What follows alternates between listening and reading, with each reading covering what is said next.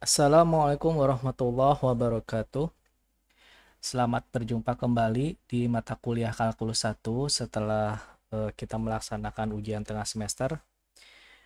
Di mata kuliah Kalkulus 1 setelah ujian semester ini, materi yang akan kita bahas yaitu mengenai turunan atau di dalam beberapa buku atau di buku-buku matematika, ini sering disebut sebagai diferensial. Oke, kita bisa melihat ya dari kata kunci di sini ada diferensial. Diferensial itu apa? Diferensial itu asal katanya itu dari difference atau dari beda. Beda, ya. Artinya apa? Artinya konsep turunan ini didasarkan dari konsep perbedaan.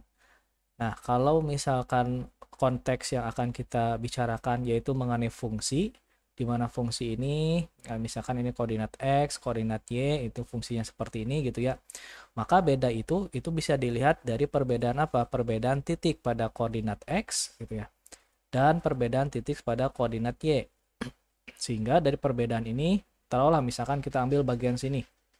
Nah, dari bagian sini kita peroleh perbedaan. Yang pertama, perbedaan terhadap X. Dan yang kedua, perbedaan terhadap Y, delta Y.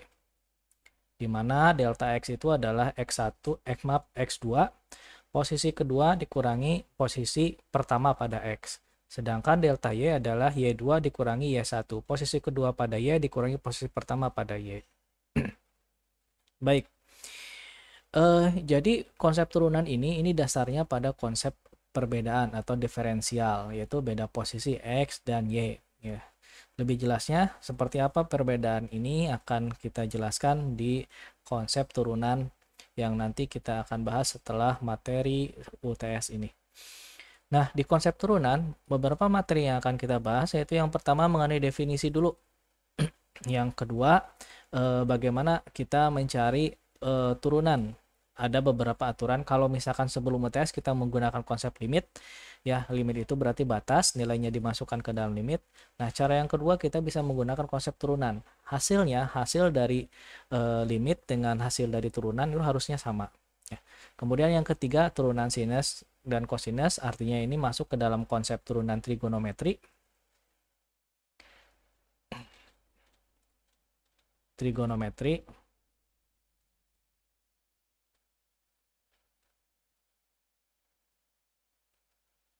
Kemudian kita juga nanti belajar tentang aturan rantai atau chain rule. Yang pertama, definisi turunan. Seperti yang sudah saya katakan tadi, definisi turunan ini berdasarkan dari perbedaan delta X dan delta Y. Gitu ya. Jadi kalau kita memiliki suatu fungsi, mohon maaf saya gambarkan di sini ya. Ini misalkan fungsinya gitu ya. Ini adalah posisi kedua gitu ya. Ini titik akhir, ini misalkan titik awal. Awal. Nah, itu adalah yang ini adalah fx atau sering disebut sebagai sumbu y. Kemudian ini adalah sumbu x-nya. Ya, apabila x di sini x, maka di sini adalah fx. Maka selisih untuk delta y bagaimana? Delta y kan fx ya. Delta y itu fx, maka dia fx2 dikurangi fx1. Nah, fx2 itu apa? Fx2 itu adalah ini, fx ditambah delta x dikurangi fx. Nah, jadi kalau misalkan di sini, misalkan ya kita sebutkan di sini adalah nilai y-nya itu adalah fx. Misalnya ya. Maka di sini adalah nilai fx plus delta x. Kenapa? Karena kalau di fx ini adalah x-nya, maka kalau di yang kedua ini dia mengalami perubahan X, perubahan posisi X sebesar berapa? Yaitu X2 dikurangi dengan X1-nya atau delta X. Berarti panjang di sini ya, ini adalah delta X. Delta X. Jadi di sini, ini adalah F X ditambah delta X. Ini seperti itu ya. Nah, kemudian apabila delta X semakin kecil, sehingga nilai delta X mendekati 0, maka ditulis kalau dia nilai mendekati sesuatu, maka selalu ditulis menggunakan konsep limit, yaitu limit delta x mendekati 0, delta y per delta x, gitu ya. Nah, delta y-nya berapa? Tinggal substitusikan saja ke sini. Delta y-nya adalah fx plus delta x dikurangi fx per delta x. Maka turunan pertama dari y terhadap x, nah, turunan pertama y terhadap x ini akan sama dengan limit sebenarnya. Limit delta y per delta x, yaitu ini, ya. Ini disebut konsep turunan, turunan pertama y terhadap x gitu. Oke, sehingga diperoleh nilainya adalah ini. Oke. Nah, kalau misalkan kita bingung, ini delta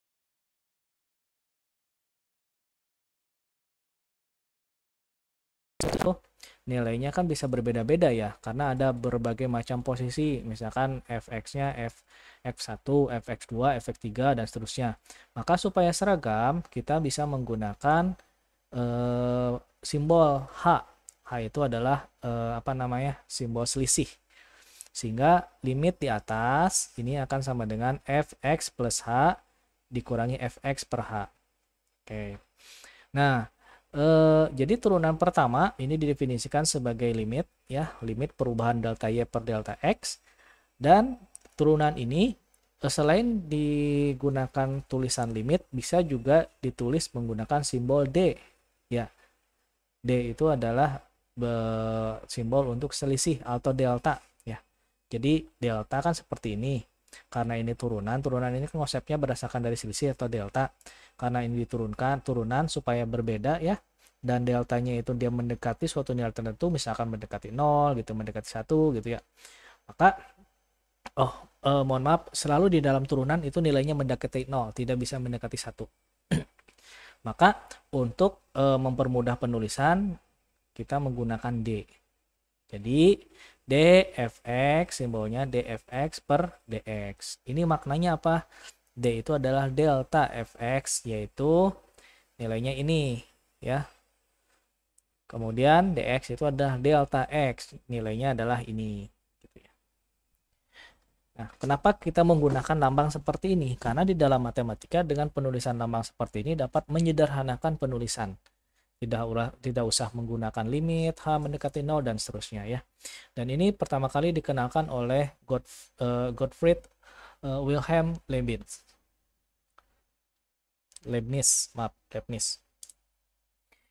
Oke. Ini konsep definisi turunan kalau menggunakan geometri. Saya yakin saya tidak usah bahas saja ya, karena takut nanti pusing. Mohon dibaca saja sebagai pengetahuan. Intinya itu adalah sama. Kalau dengan konsep geometri gitu ya, kita menggunakan seperti ini. Saya beri ilustrasikan sedikit saja ya. Ini ada sistem koordinat x, y, kemudian kita menggambarkan sembarang fungsi gitu ya. Dari sembarang fungsi ini kita ambil dua titik yang saling berdekatan. Misalkan di sini ya. Di sini misalkan titik Q, namanya titik Q. Lalu ada titik lagi berdekatan di sini, titik P. Nah, di mana selisih, ya, panjang Q dengan P, ya, ini mendekati 0 gitu. Nah, ini menggunakan pendekatan geometri, ya. Hasilnya sama saja. Kita menggunakan konsep gradient namanya.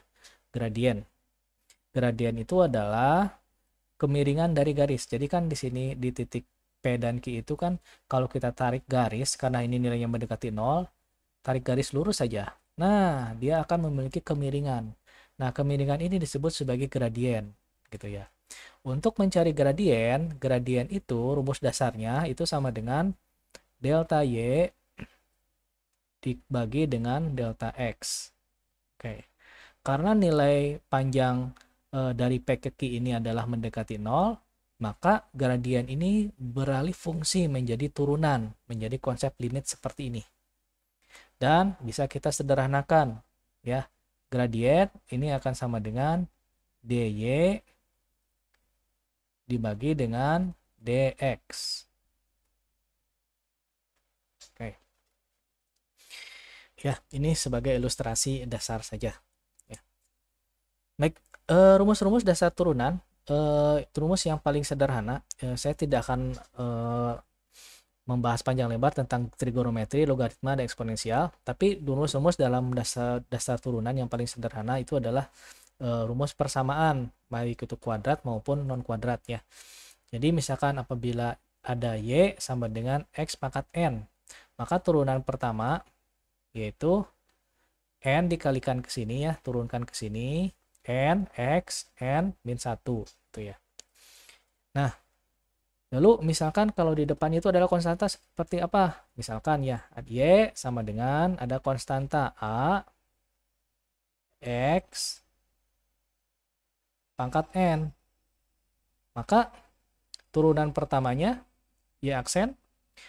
Nah, oh ya, turunan diferensial itu bisa disimbolkan menggunakan aksen, bisa disimbolkan dengan menggunakan dy per dx. Ya.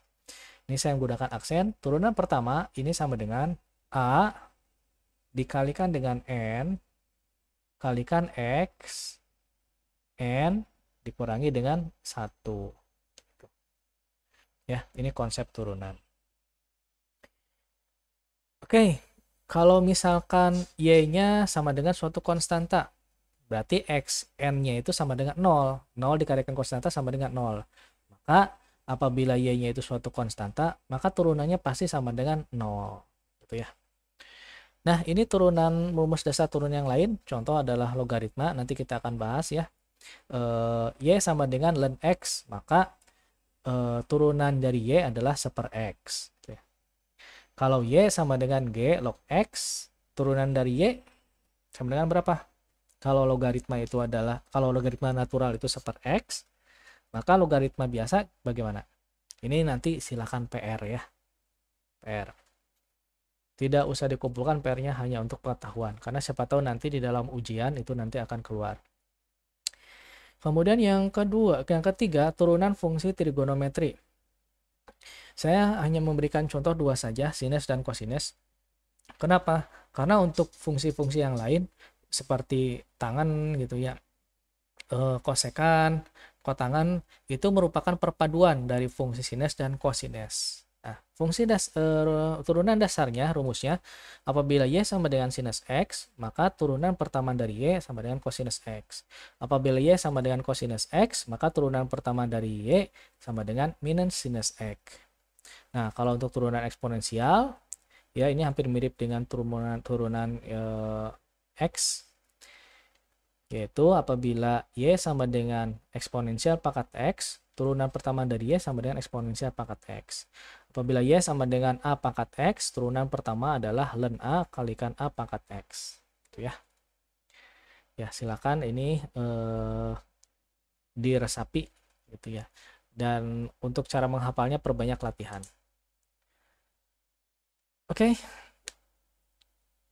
Teori turunan ini ada beberapa persamaan di dalam turunan. Nanti juga kita akan bahas ya beberapa persamaan. Jadi turunannya itu turunan, ada aturan rantai, ada rumus-rumus dasar ya sebenarnya, rumus-rumus dasar di turunan. Jadi kalau misalkan fx yaitu y sama dengan suatu konstanta, maka turunannya sama dengan 0.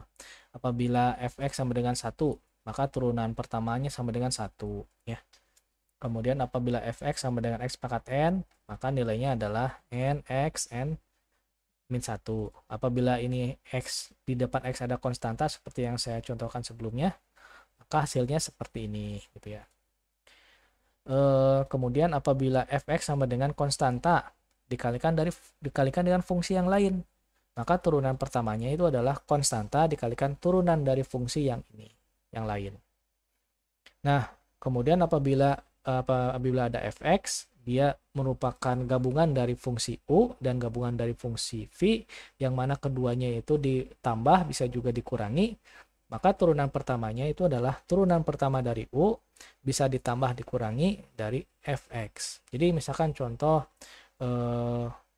x gitu ya ditambah dengan vx gitu. Maka turunan pertamanya yaitu adalah turunan pertama dari U. Ux ditambah dengan turunan pertama dari X. Dari V, maaf. Jadi seperti ini ya. Nah, kemudian yang berikutnya, jika fx sama dengan ux kalikan vx, maka turunan pertamanya itu adalah turunan pertama dari ux dikalikan vx ditambah ux dikalikan turunan pertama dari vx. Nah, dan seterusnya gitu ya. Silakan nanti dipelajari rumus ini pada saat nanti perbanyak latihan. Jadi ketika kita mengerjakan soal, intinya itu adalah kita melihat di dalam soal itu apakah terdiri dari satu fungsi atau dua fungsi, atau dari fungsinya itu pengurangan, penambahan, perkalian, atau pembagian gitu ya. Baik gitu. Untuk beberapa fungsi, contohnya perkalian atau pembagian, sebenarnya tidak baku ya, harus kita menggunakan rumus ini. Cara pertama kita bisa menggunakan penyederhanaan persamaan dulu, sehingga persamaannya sederhana, kemudian kita lakukan penurunan, gitu ya. Hasilnya pasti sama.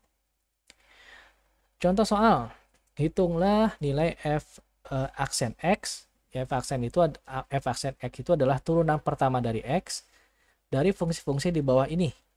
Itu ya, turunan pertama. Saya hanya akan membahas satu soal saja, ya, soal pertama saja. Soal 2, 3, 4, 5 silakan Anda lakukan latihan sendiri. Ya, soal pertama, fx sama dengan x pangkat 4 dikurangi 9x pangkat 3 plus 6 ya. Jadi fx sama dengan, saya lihat lagi ya, x pangkat 4 dikurangi 9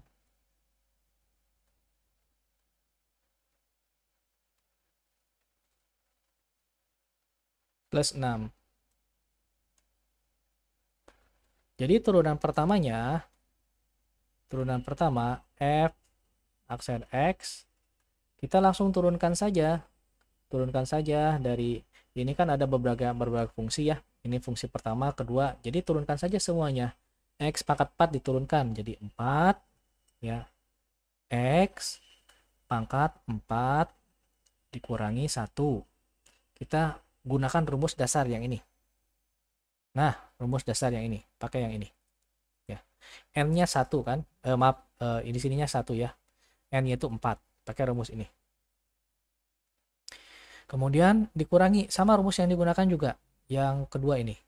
9 dikalikan 3 ya, kalikan X pangkat 3 kurangi 1. Ditambah, nah 6 ini kan konstanta, turunan dari konstanta adalah 0 gitu ya. Jadi ini akan sama dengan berapa? 4 X pangkat 3 dikurangi 9 kali 3 27 X pangkat 2. Seperti ini ya. Soal yang kedua ini sebenarnya sama juga caranya ya. Fx sama dengan yang kedua ya, Fx sama dengan 1 ditambah 1/x ditambah, maaf, eraser.